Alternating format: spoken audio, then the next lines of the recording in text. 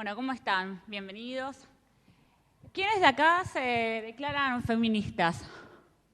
Uy, qué buen público. Bueno, los que no se declaran feministas, espero que a partir de esta charla se vayan con un poco de empatía o simpatía hacia la lucha histórica que las mujeres llevamos en el mundo, denominada por los sociólogos, por los historiadores y demás, como feminismo, ¿no? Feminismo como categoría de estudio, como categoría incluso antropológica. Pero también como movimiento político, como consigna, ¿no? De pararse, yo soy feminista.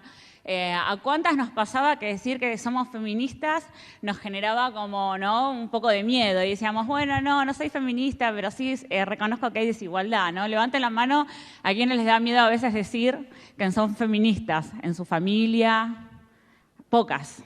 Hoy ya. ¿Y quiénes no tienen más miedo? ¿Quiénes dicen soy feminista así abiertamente? Un montón. Espectacular. ¿Y qué hombres de acá se consideran feministas? Pues veo todas mujeres levantar la mano. ¿Hay algún hombre que se considera feminista? Muy bien. No son hombres en proceso de construcción, son hombres feministas. Y está muy bien que lo digan, porque el feminismo es eso, es posicionarse políticamente ante una realidad que sabemos que es la que sufrimos las mujeres y también el colectivo de la diversidad sexual, ¿no? ¿Qué sucede? Cuando me invitaron a hablar en esta charla, yo dije, ¿qué hago? ¿Doy las charlas de economía feminista que suelo dar? ¿Doy historia del feminismo? Que son un poco más envolantes, ¿no? Yo quería que ustedes hoy se llevaran otra cosa. Y se me ocurrió esta charla que empieza con este lema, cartel, lo estamos viendo también traducido al español, es un cartel que vemos en un montón de marchas, que son mujeres incluso grandes que dicen, no puedo creer todavía estar luchando por esta mierda, no lo puedo creer. Y es un poco lo que sentimos las mujeres cuando una y otra vez tenemos que estar luchando por nuestros derechos constantemente. Ahora, el tema es, ¿desde cuándo luchamos por estos derechos? Más o menos, ¿desde qué año? ¿Alguien me puede decir? Desde siglos, ¿no?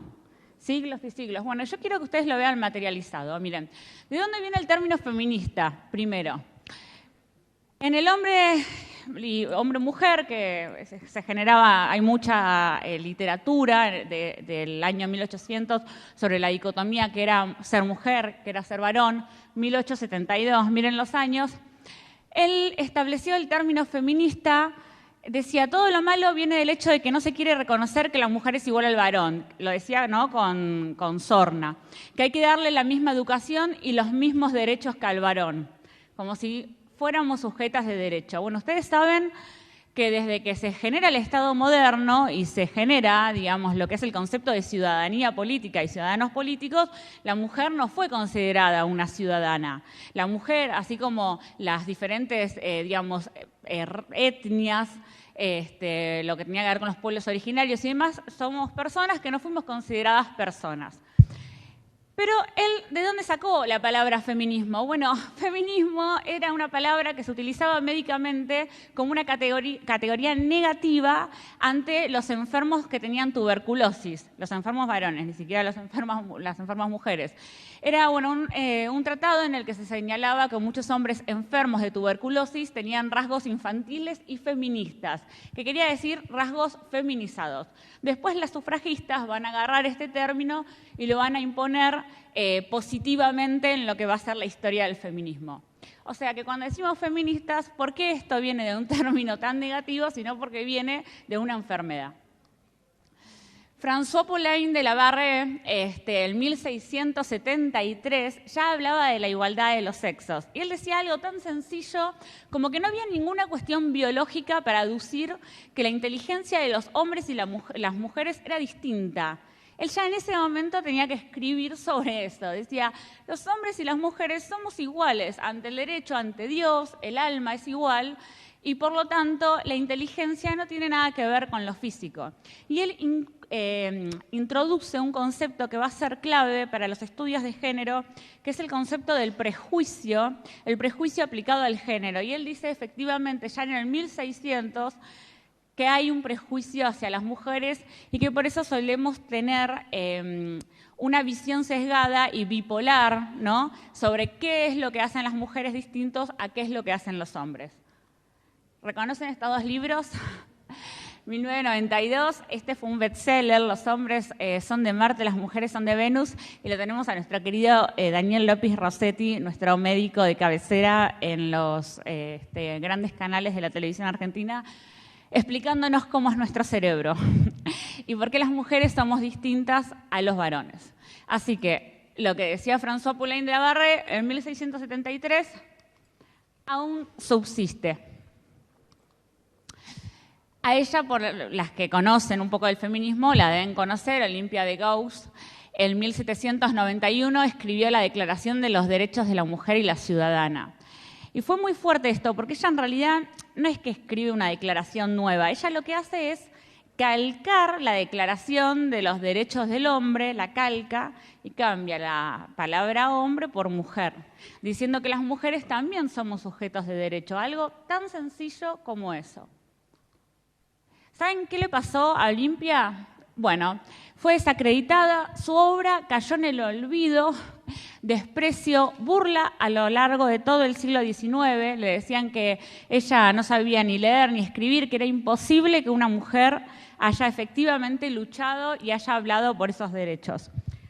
Yo tenía acá algunas de las cosas de las que ya Olympia hablaba en ese momento, que era el divorcio, el reconocimiento de los hijos extramatrimoniales, el poder hablar de política a las mujeres en ámbitos públicos, el derecho a la educación, las mujeres saben que no tenían derecho a acceder a la educación, y ella impone que las mujeres, para poder desarrollarse en el ámbito educativo, necesitaban tener espacios de cuidados de sus hijos. Es la primera que habla de la necesidad de la creación de maternidades.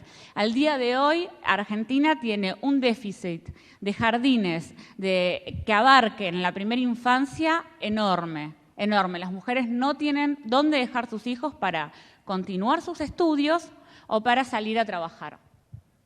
Murió guillotinada después de que se sumó a los grupos revolucionarios de ese momento, a los jacobinos. Mary Wollstonecraft, ella escribe Vindicación de los Derechos de la Mujer, 1792. ¿Saben qué se le cuestionó? No se le cuestionó toda su obra literaria, que es una de las obras literarias a hoy más reconocidas mundialmente. Se le cuestionó que tuvo un primer hijo sin estar casada, que tuvo un segundo marido, que criticaba el matrimonio como contrato. Se la vapuleó públicamente por su vida personal. En ningún momento se la consideró como una sujeta intelectual que podía escribir obras literarias. A estas dos autoras y a Mary la van a retomar en los 70, lo que va a ser el feminismo, sobre todo en Estados Unidos, pero también con gran fuerza en Francia y en Londres, que es un feminismo más intelectual, más del estudio de quiénes hayan sido las predecesoras.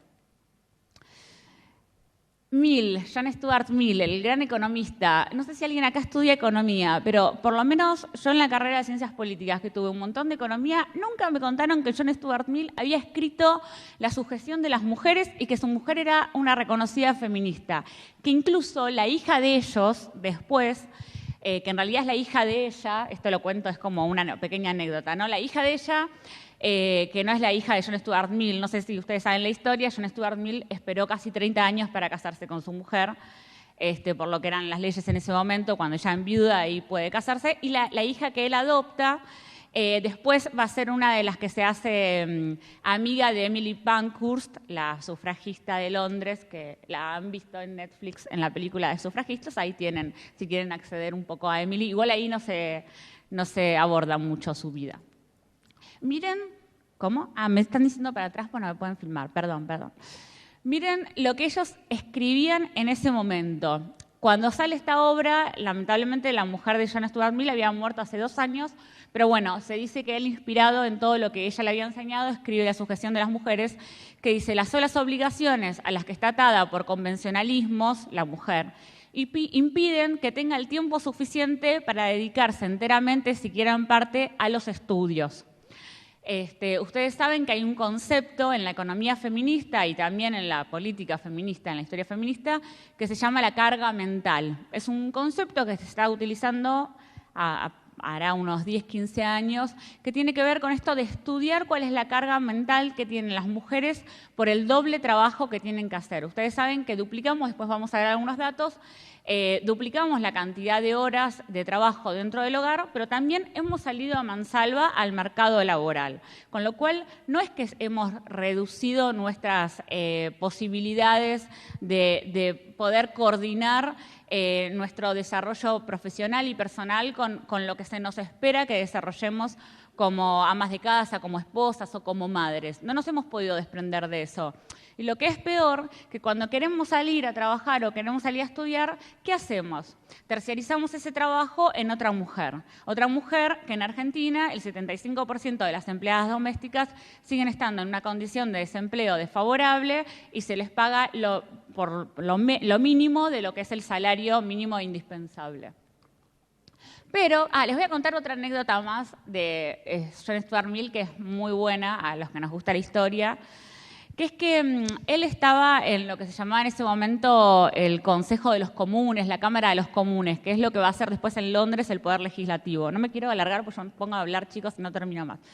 Pero el punto es que él llegó, dicen que era el sufragista querido y qué sé yo, y llegó diciendo que él quería cambiar un concepto que aparecía en la nueva reforma del sufragio, que no incluyó las mujeres en ese momento, que él quería cambiar el concepto de hombre por el concepto de persona, porque creía que el concepto de hombre acotaba a todos los ciudadanos y ciudadanas que tenían derecho a ejercer los derechos efectivamente civiles. Se le rieron y salió en un montón de diarios, burlas a él y su necesidad de estar frente a la lucha de las mujeres y acompañarlas.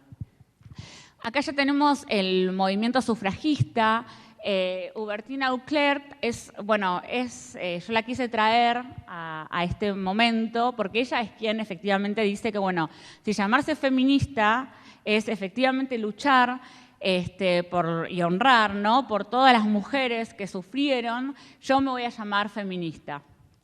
Y después viene Emily Pankhurst, una en Londres y la otra en Francia, que crea la Liga para el Sufragio Femenino para intentar que las mujeres participaran. Como ustedes saben, ella también se la llevó, acá les voy a mostrar, la de arriba es Emily Pankhurst, se la llevó detenida en numerosas ocasiones y demás. Yo les traje una analogía de fotos porque me pareció espectacular para que ustedes lo vean al día de hoy, ¿no? El antes, las sufragistas y el después. Me encanta porque no sé quién estará sacando la foto, parece que debe ser el tatarabuelo del que sacó la de al lado, ¿no? Siempre mostrando la foto que le va a dar a la prensa el prejuicio negativo, vuelvo al 1600, sobre lo que las mujeres hacen al momento de luchar por sus derechos. Esa es la foto. No se cuenta por qué las mujeres están ahí, por qué es lo que están luchando. Engels, en 1884, no vamos a pasar por toda la historia, les cuento, esto no termina hasta el día de hoy, esto termina hasta los 60, pero Engels, en 1884, en El origen de la familia, él hablaba de la propiedad privada, el origen de la familia, la propiedad privada y el Estado. Ahí está cortado, pero él incorpora lo que va a ser una base enorme para la economía feminista, que es que dice que las mujeres sufren una doble plusvalía. Una plusvalía, si bien no trabajan, o a veces algunas sí, pasa que justo este fue un momento en el que a la mujer se la empezó a correr de las fábricas, pero él dice que sufre la plusvalía del trabajo del hogar, propiamente dicho, y la plusvalía que su marido como patrón ejerce sobre ella, en 1884. Y traje a ella nació en Italia, pero podemos decir que es argentina porque a los 6 años vino para Argentina, Julieta Lantieri. Es impresionante la cantidad de cosas que ella hablaba, ¿no? Ella hablaba de las licencias de maternidad, del subsidio estatal por hijo, o sea, la asignación universal por hijo, chicas, la inventó, y chicas y chicos, la inventó Julieta Lantieri en el 1900, el sufragio universal, y en este momento ya hablaba de los salarios equitativos. En el 1900, estamos en el 2018 y se calcula que la brecha salarial entre hombres y mujeres va desde el 27 al 35% en América Latina, depende del país donde la midamos. ¿Les parece que las feministas no tendríamos que estar cansadas de seguir luchando todavía por esto? Ella muere en condiciones sumamente cuestionables. Ella es atropellada en una calle bastante vacía, al igual que sus predecesoras, también fue hostigada públicamente, hostigada constantemente por los medios de comunicación y sobre todo son mujeres que a lo largo de la historia se las cuestionó intelectualmente, como que su intelecto no podía ejercer la capacidad de reivindicar los derechos civiles. A Julieta la leyeron en la historia de sus colegios, en las universidades. Yo por lo menos, no. ¿Ustedes? Bueno, fue ella, después Alicia Moró de Justo y demás, de las mujeres más importantes. Además, ojo, ella fue una de las primeras que accede a la universidad, crea de hecho la Liga de las Mujeres Universitarias, yo no lo puse ahí. Pero esto es fundamental porque gracias a ella las mujeres pudimos acceder a la educación universitaria, donde hoy el 60% de las egresadas son mujeres. Pero ¿saben lo que pasa? Después nuestra vida profesional, acá casi el 40% sale al mercado laboral. Porque como salimos de la vida universitaria en un momento que biológicamente se considera que es clave para la mujer y como hasta incluso legalmente los hijos siguen siendo de la madre, las mujeres nos vemos relegadas al interior del hogar en un montón de tiempo. Hay un concepto, ustedes saben, que se llama escaleras rotas, que es un concepto para explicar esto. Cuando una mujer va ascendiendo desde la educación y desde lo profesional y de repente, por las características externas de la maternidad, apague esto, ¿no? Perdón. Cae en esa escalera rota y no sé cómo volver a aprenderlo. Ahí estamos. Seguimos. Virginia Woolf. La historia de Virginia es muy triste. Virginia Woolf es una de las literarias más importantes del mundo, consideradas del mundo, y sin embargo su obra, igual que la de Simone de Beauvoir, no fueron nunca elevadas al panteón de los más vistos, ¿no? Vos no vas a la universidad y lees tipo Marx, Weber, no sé qué, Simone. No, nunca. Y sin embargo, hay un escritor que hace una analogía de las obras, por ejemplo, de Simone, que ahora voy a abordar, y él dice, Simone tiene todo lo que una gran obra, la obra freudiana, la obra lacaniana, la obra de Marx tuvieron. Hace la misma estructura en su obra, analiza la estructura social que ellos la tuvieron. Y sin embargo, ¿quién de acá leyó Simone en la universidad? ¿Alguien? Simone en estructura social contemporánea, sociología 1. Bueno, creo que son todos científicos igual, pero allá bien tuvieron alguna docente feminista. Pero pocos, se da muy poco. Pero el tema es que Virginia Woolf se la consideró antisemita, sin embargo ella estaba en la lista negra de Hitler, era perseguida con su marido y murió de depresión. Y cuando yo estudio la historia de las feministas, las que paso hoy son las más conocidas, pero la verdad es que hay muchísima obra. Muchas de ellas, sufrieron depresión, sufrían episodios de depresión. De hecho, yo no lo dije, pero Mary Wollstonecraft tuvo 2 intentos de suicidio hasta que después muere por uno de sus partos. Y yo pensaba, ¿por qué se da esto, no? En las feministas, que se da constantemente el repliegue en un momento de su obra ante tanto odio público y entran en depresión. Simone de Beauvoir la llamaban la discípula de Sartre. No tenía nombre propio. Ella era la alumna de Sartre, la discípula de Sartre. Se cuestionó muchísimo que el segundo sexo fuera obra de su autoría. Muchas de las primeras preguntas que le hacían en las entrevistas, de hecho hay algunas en YouTube, era qué influencia había tenido Sartre en su obra. No le preguntaban qué pasó en tu vida para que escribas el segundo sexo. Era qué pasó en la vida de Sartre para que te animes a escribir el segundo sexo. Le cuestionaron todo a Simone, le cuestionaron sus parejas, le cuestionaron no estar dentro de un contrato formal del matrimonio. Y de hecho el segundo sexo fue como, es uno de los libros prohibidos de la Iglesia del Vaticano, no sé si sabían, también se la mató públicamente, ¿no? Su prestigio, que había alcanzado un gran prestigio con sus obras literarias, cayó en 1949 cuando publica El segundo sexo, y vuelve a resurgir en los 70. Y acá tengo una anécdota muy linda para las feministas, que es que gracias a las feministas de los 70, que la vuelven a tomar y la toman como la maestra de esta segunda ola del feminismo, Simone se reivindica y empieza por primera vez a luchar con ellas. Y ahí empieza a llamarse feminista. Simone no se reivindicaba feminista y de hecho cuando le preguntaban si era feminista decía que no. Así que gran dato. Todas estas autoras las recupera el feminismo militante y combativo. Ella es María Elena Odone, fue la líder del movimiento de liberación femenina en Argentina. Tenía un cartel, lo ven, está en la Plaza de los Dos Congresos, no a la maternidad, sí al placer. Hace apenas 2 meses teníamos a Pino Solanas diciéndole a la vicepresidenta, es el goce, señora presidenta. Parece que todavía hablar de placer, cuando tenemos que hablar de autonomía sobre nuestros cuerpos, que ya se empezaba a hablar del segundo sexo. ¿Por qué el segundo sexo fue tan criticado? Porque planteaba y plantaba a la mujer como una mujer sujeta del derecho de vivir una sexualidad plena dentro del deseo. Y saca a la mujer de la necesidad de tener sexo solo con fines de la procreación. La mujer puede tener sexo a los fines de disfrutar. Y eso se nos sigue condenando hasta el día de hoy. 2018. Sigue la misma lucha. Estos datos son de hace apenas 3 años. Estos datos los publicó CIPEC, pero están también basados en datos que relevó la UNESCO. Miren, yo lo voy a mostrar acá. Perdón que me corro del foco. No sé si ven, pongo la mano ahí. Seguramente nunca van a ir a la escuela 8.2% de los niños del mundo. Las mujeres, el 16%.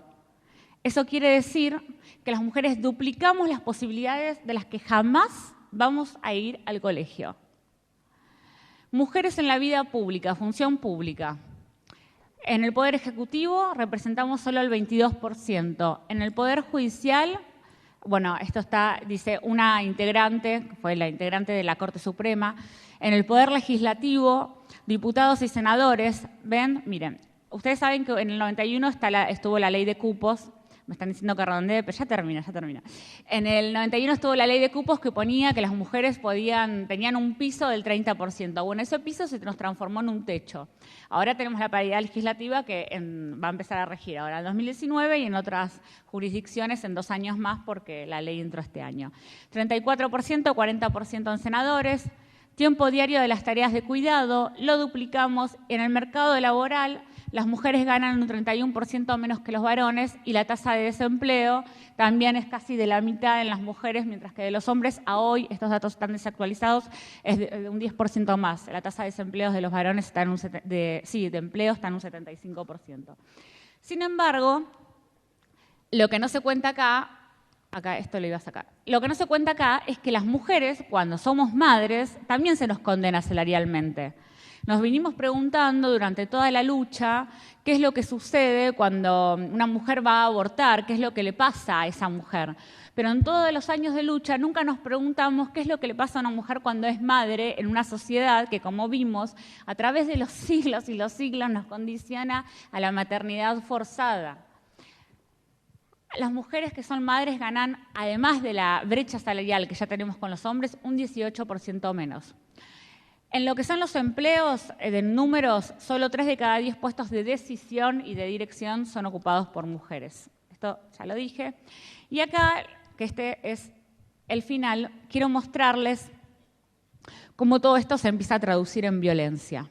Crece el movimiento de mujeres en la Argentina y miren cómo crecieron los casos de violencia registrados contra nosotras a través de estos últimos años. Las variables son varias. Evidentemente, cuando un tema está en agenda pública también se visualiza más. O sea, no es que necesariamente significa que aumentaron los casos, pero se evidencia un aumento en los números de casos dentro de lo que es la estadística básica. ¿Qué cosas provoca toda esta violencia? Este tipo de titulares, que los vemos constantemente cuando violan, matan a una piba. Pero también cuando las mujeres quieren participar en política. Famosas y con peso propio también juegan en la campaña. Qué bueno que un titular me dice que las mujeres tenemos peso propio, porque si no, jamás lo hubiera pensado. Cada derecho que las mujeres damos por sentado es un testimonio de la eficacia del feminismo. Y esta es la frase que yo quiero que hoy ustedes se lleven. Obviamente, abordar todos los derechos que hemos conquistado, hablar de pedagogía de la crueldad, hablar de cultura de la violación, hablar de lo que pasa con nuestros derechos sexuales y reproductivos, contarles cuál es la historia del aborto de las mujeres, que es que las mujeres nunca pudieron acceder a abortar si no se las dejaba el marido, incluso antes de que esté penalizado. Podían abortar solo si el marido las dejaba. Todas estas cosas, estos datos quedarían para que yo siga charlando y Fabricio me corra, son los datos que demuestran por qué hoy estoy parada acá, tengo este pañuelo y voy a seguir hablando de feminismo. Y si algún día la palabra feminismo cambia, veremos las luchas populares, qué es lo que logran y en qué nuevos enclaves empezamos a dialogar para que esto sea entendido. Pero todo esto es un montón.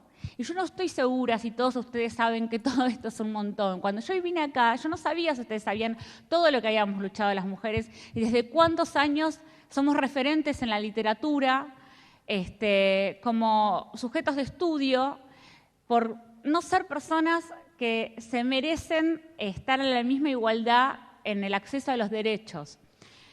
Y cuando alguien les cuestione a una feminista porque nos llevan detenidas o tal vez hacen un fuego y demás, lo hacen todos los movimientos sociales. Lo hace la Popular de Boca, chicos. No, lo hacen ustedes. Pero la violencia a las mujeres está mal vista y nosotras estamos muy cansadas. Entonces, cuando ustedes vean todo esto, dense en cuenta lo poco que es la otra foto que yo les mostraba. Esa es la foto, pero la realidad es todo esto. Y termino con esta foto para decir que vamos a seguir juntas luchando y que espero que el feminismo también logre imponer con más fuerza el movimiento de las disidencias sexuales. La población trans tiene un promedio de vida de 40 años y creo que esa también es nuestra lucha. Bueno, muchas gracias.